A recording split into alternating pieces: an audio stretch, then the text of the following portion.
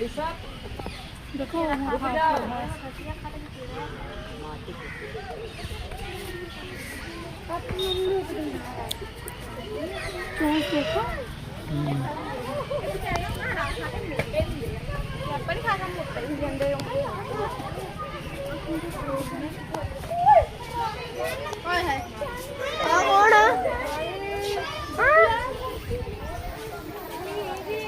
ਇਹਨਾਂ ਦੀ ਆਵਾਜ਼ ਕਿਹੜੀ ਹੁੰਦੀ?